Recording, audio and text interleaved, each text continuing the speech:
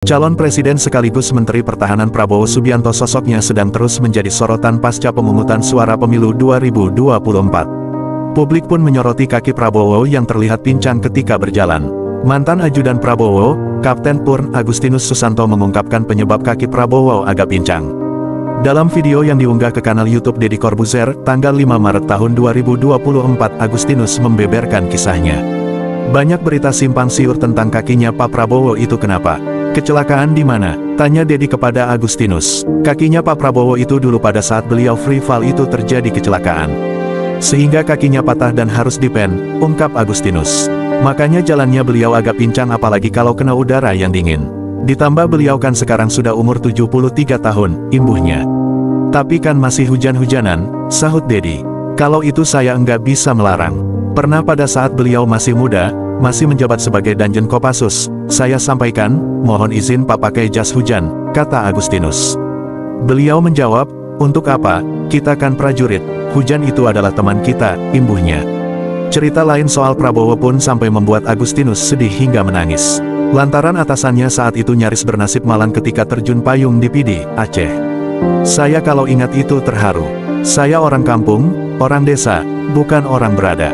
Jadi saat saya kecelakaan itu berawal di kesatuan, tuturnya. Sebagai ajudan dan yang sedang berada di markas, Agustinus bertugas menyiapkan segala keperluan dan perlengkapan Prabowo untuk terjun. Namun saat itu, ia menemukan kejanggalan.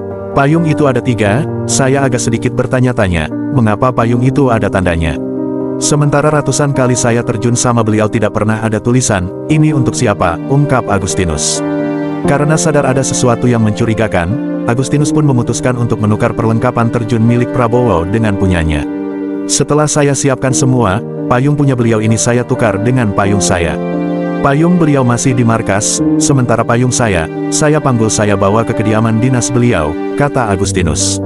Ia tidak berani menyebut kejanggalan itu kepada Prabowo. Agustinus pun tidak mau menduga ada seseorang yang berusaha melakukan percobaan untuk mencelakai Prabowo Subianto saat itu. Singkat cerita, ketika terjun dari pesawat kejadian nahas menimpa Agustinus. Ia tidak pada posisi seharusnya penerjun payung ketika melompat keluar dari pesawat. Pada saat saya loncat, saya kaget ternyata kaki saya berada di atas kepala di bawah. 2 penerjun setelah saya melintas di atas saya, cerita Agustinus. Seketika ia menyadari payung yang dipakainya ada masalah, perlengkapan terjun yang seharusnya dipakai Prabowo. Agustinus kemudian berusaha mengerakkan kakinya seperti mengayuh agar posisi badannya berbalik. Begitu posisi badannya benar, ia langsung menarik tuas parasut cadangan. Namun sayang, payung cadangan belum mengembang sempurna, tubuh Agustinus sudah lebih dahulu menghantam tanah. Nyawanya selamat, namun tubuh Agustinus cedera berat hingga harus dirawat di rumah sakit. Mengetahui ajudannya mengalami kecelakaan, Prabowo langsung menjenguk. Pak Prabowo menemui saya, posisi saya sudah di rumah sakit, ujar Agustinus sambil menahan tangis. Pak Prabowo tanya sama saya, apa yang kamu rasakan? Saya bilang enggak apa-apa.